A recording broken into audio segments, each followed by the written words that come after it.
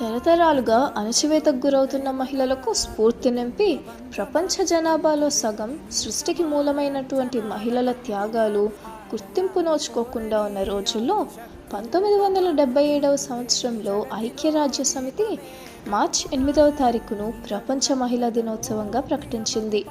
ఈ రోజున మహిళలు వారు చేసిన త్యాగాలు దేశం కోసం, సమాజం కోసం, కుటుంబం కోసం, కన్నపిల్లల కోసం, కట్టుకున్న భర్త కోసం కొవ్వొత్తుల్లా కరిగిపోతూ కుటుంబాలకు వెలుగునిస్తున్నారు.